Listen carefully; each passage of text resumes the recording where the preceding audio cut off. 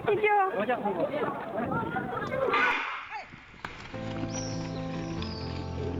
Je m'appelle Joris Delarme, j'ai 23 ans et aujourd'hui je suis coach sportif professionnel.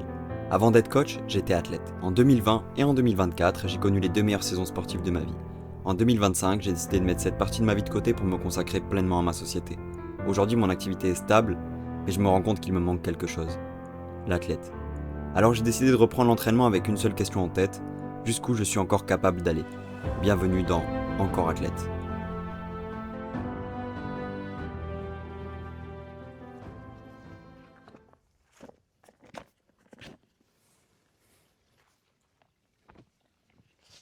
Bon, avant de parler du projet, je pense qu'il est important de faire un petit retour en arrière. Ça, c'est moi, il y a 14 ans. En 2012, je signe donc ma première licence à l'ASD Mentonnet. Je fais mes catégories école d'athlètes poussins au sein de ce club et puis je continuerai tout le reste de mes licences au sein de ce club. Aujourd'hui, je suis même encore coach à l'ASD Mentonnet. Je fais donc mes petites catégories école d'athlètes poussins où on découvre, je ne sais pas trop encore si ça sera mon sport, si c'est vraiment ça que j'aime, s'il y a une discipline que j'aime plus que les autres.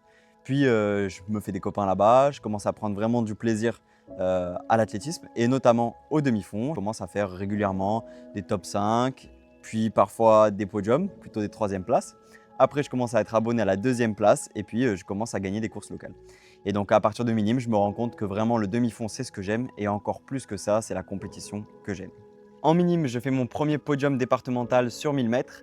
En cadet, je fais ma première victoire départementale sur 1500 mètres et après j'enchaînerai plusieurs podiums départementaux, régionaux et même jusqu'à aller sur des podiums de demi-finale. Je comprends donc arrivé au lycée en cadet que c'est vraiment ça que j'aime et que j'ai peut-être du potentiel dans ce sport. Je fais mes premiers championnats de France de 10 km où je termine 32e. Et puis je participe à la demi-finale des championnats de France de cross en cadet, si je ne me trompe pas, en cadet. Et je suis qualifié pour les championnats de France de cross. Malheureusement, quelques semaines plus tard, on apprend que c'est annulé à cause du Covid. Et donc on rentre en confinement. Je sais que le confinement, ça a été une période extrêmement difficile pour certains. Pour moi, et tant mieux, ça a été une magnifique période. J'ai vraiment optimisé mon entraînement. Et donc quand je suis revenu du confinement, quand on a repris la vie classique, je me suis rendu compte que j'avais passé un énorme cap. J'ai fait un test à l'entraînement où j'ai fait 9,02 comme ça sur 3000 au bord de mer. Et quelques semaines après, on a refait un test où j'ai fait 8,55. Malheureusement, ce record ne sera jamais homologué puisque c'était pendant la période Covid et que je l'ai fait à mon stade d'entraînement. Mais par contre, j'ai fait quelques temps après une vraie compétition où j'ai fait 9,03. Bon, j'avais un petit peu les boules de ne pas avoir reproduit mon 8,55. Mais voilà, c'est un des objectifs que j'aimerais réaliser. À la suite de ça, je continue de m'entraîner et la forme monte jusqu'à ce qu'on fasse un test 30 minutes au stade avec mon ancien entraîneur. Et arrivé au bout des 30 minutes, on se rend compte que je suis pas loin d'avoir fait 10 bornes et donc on décide de poursuivre et je fais 32 minutes 56 sur un 10 000 pistes comme ça, solo à l'entraînement.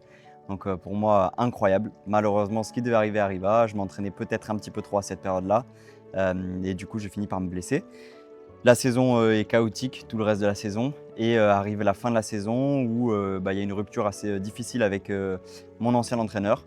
Voilà, on arrête notre collaboration. Je rentre donc au même moment en études supérieures en première année de STAPS. J'ai fait ma première année de STAPS, j'ai rencontré un nouvel entraîneur qui était aussi un de mes tout premiers entraîneurs, celui avec qui j'ai commencé l'athlétisme quand j'étais éveil. Et au final, ça n'a pas spécialement matché, nos emplois du temps ne matchaient pas correctement, etc. Et moi, je développais de plus en plus de capacités dans le milieu du coaching. Et donc, à partir de mars 2023, il me semble, j'ai décidé de m'entraîner seul et donc de me coacher tout seul. En 2023, pour que vous ayez un ordre d'idée, je faisais 16,40 sur 5, donc j'étais quand même vraiment plus du tout là où je devais être. Après, le STAPS c'était extrêmement fatigant, j'avais 2 heures de trajet le matin, 2 heures de trajet le soir. Il y avait beaucoup de travail, j'ai mis beaucoup de temps et d'investissement. Il faut savoir aussi que malheureusement, en juin 2023, juste après que je me sois remotivé, entre guillemets, remobilisé et que j'ai décidé de me coacher seul, j'ai eu un accident, je me suis fait percuter sur un passage piéton et ça m'a laissé sur la touche pour un bon 6-8 mois. Donc du coup, j'ai malheureusement pas pu poursuivre. Et puis avec la détermination et la haine que j'avais pu avoir à la suite de cet accident-là, je me suis motivé comme un malade pour la saison 2024 et j'ai battu mes records d'abord sur piste en 2024. J'ai battu mon record au 800 en établissant 2,0073, donc maintenant record à battre. J'ai aussi évidemment envie avec ce projet de réussir à passer cette limite-là des 2 minutes. Et puis je me suis attaqué aussi au 1005 où j'avais un record en 4,13 que j'ai fait baisser à 4,10. Et l'été est passé, j'ai allégé un petit peu, puis j'ai repris l'entraînement et j'ai décidé de m'aligner sur la demi-finale des championnats de France de 5 km où j'ai réalisé un chrono de 15,44, ancien record 15,55 qui n'était pas non plus labellisé parce qu'il a été fait pendant la période Covid à la base Nature de Fréjus. Ils avaient organisé un événement où c'était un contre-la-montre pour éviter qu'on soit tous en contact et où j'avais pu faire ce 15,55. Donc là, très content de faire un 15,44 labellisé. Quelques semaines après, je crois 2 semaines après, je fais les championnats régionaux de 10 km où je fais 34 et des brouettes, je ne me souviens plus combien exactement. Mais voilà, donc j'enchaîne et puis après, je sais que je vais lancer ma société. Donc entre-temps, j'avais dû arrêter le STAPS à la suite de l'accident. J'avais commencé un CQP et c'est le diplôme que j'ai aujourd'hui. Donc je suis en train de finaliser mon CQP et je commence à me préoccuper un petit peu plus de mon activité de coach sportif parce que ça me tenait à cœur et je suis un compétiteur dans la vie de tous les jours, même dans l'entrepreneuriat. Donc j'avais envie que ma société réussisse. Et donc je me suis lancé en tant qu'auto-entrepreneur. Et vous le savez aujourd'hui si vous me regardez sur cette chaîne, certainement. Voilà, donc ma société tourne aujourd'hui et c'est une très bonne nouvelle. Mais c'est vrai que je me suis rendu compte que pendant ces un peu plus d'un an où je me suis beaucoup moins entraîné, j'ai quand même gardé un minimum d'activité. On ne peut pas dire que je repars de zéro.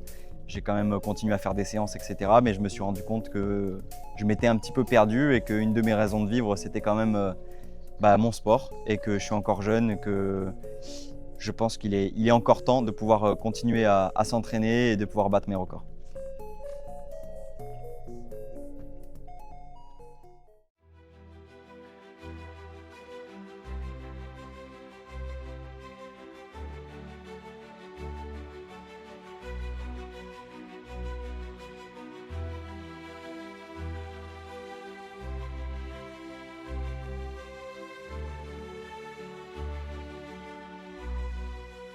Là, je suis en pleine séance de renfo et je suis solo aujourd'hui.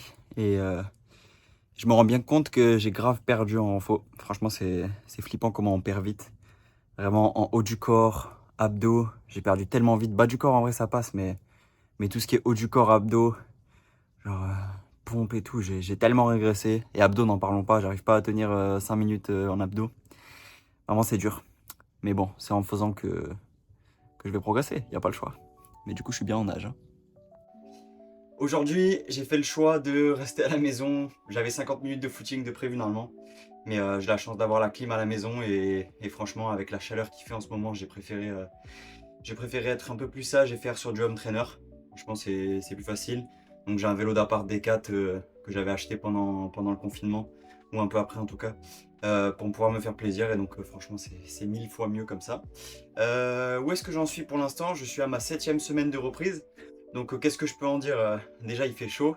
J'ai fait d'abord 3 semaines de reprise un peu plus plaisir, on va dire. Donc j'ai fait des séances chaque semaine. Et puis après, je me suis posé les bonnes questions.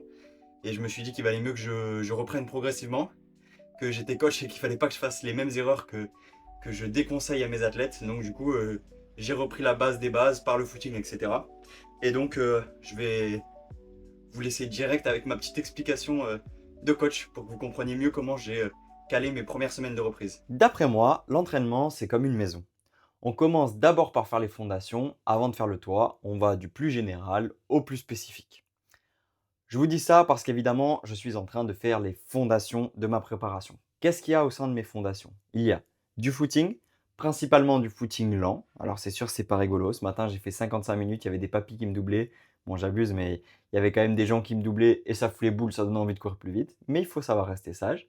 Quand même un petit peu de footing actif parce que c'est aussi important de chercher un peu de stimuli. Si on peut faire que du footing lent, je vais finir par m'ennuyer. Et si je finis que par m'ennuyer, je vais plus prendre de plaisir dans mon sport et donc je vais pas continuer. Donc c'est important d'avoir un petit stimuli.